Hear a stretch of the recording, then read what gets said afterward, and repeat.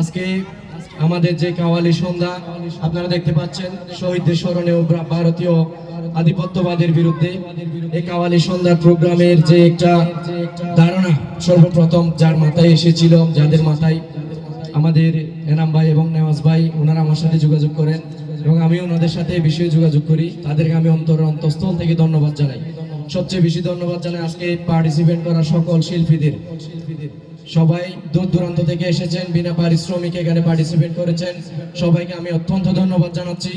সেই সাথে সবচেয়ে বেশি আমি ধন্যবাদটা দিতে চাই আমাদের দর্শকদের উদ্দেশ্যে, যারা সেই আসরের নামাজের পর থেকে এ পর্যন্ত আমাদেরকে সাথে দিয়েছেন, আমাদেরকে উৎসাহ দিয়েছেন। আপনাদেরকে ধন্যবাদ জানাই। পরবর্তীতে ইনশাআল্লাহ, যেহেতু এই দেশ বিপ্লবের দেশ, বিপ্লবীদের হাত ধরে এই দেশ বিপ্লবের একটি সূচনা হয়েছে, ইনকিলাব কায়েম হবে ইনশাআল্লাহ। বিপ্লবীদের এই দেশে আমরা ইনকিলাব কায়েম করব। আমরা এই দেশটাকে একটি সর্বমহলের জন্য উন্মুক্ত একটি দেশ। আমি জানি না গত 16 বছরে এর আগে টেকনাফ শহীদ মিনার চত্বরে কোনো প্রকার কাওয়ালি সন্ধ্যা হয়েছে কিনা আমি জানি না। একটা দলের আধিপত্যবাদের কাছে আমরা সবাই জিম্মি ছিলাম। আমাদের এরকম সুন্দর প্রোগ্রাম আমাদেরকে বাধা দেওয়া হতো, মাহফিলে বাধা দেওয়া হতো। সেই সব আধিপত্যবাদের, সেই সব জুলুমবাজদের বিদায় হয়েছে এই দেশ থেকে।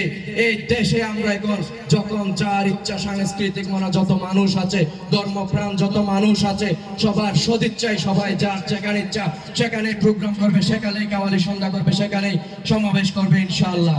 টেকনাফে আমরা ইতিমধ্যে সারা দেশে দেখেছি, আমরা সারা দেশের প্রতিটা কলেজ ভার্সিটিতে এবং প্রতিটা গুরুত্বপূর্ণ অঙ্গনে আমরা দেখেছি কাওয়ালি সন্ধ্যা হচ্ছে, আমরা দেখেছি দ্রোহের গান হচ্ছে।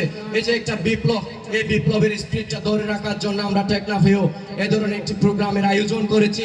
এই আয়োজনে সম্পৃক্ত সকলকে ধন্যবাদ জানাই, আমাদের সাংবাদিক ভাইদেরকে আমি ধন্যবাদ জানাই, সমস্ত মিডিয়াকে আমি ধন্যবাদ জানাই, সেই সাথে ধন্যবাদ জানাচ্ছি সমস্ত দর্শকদের।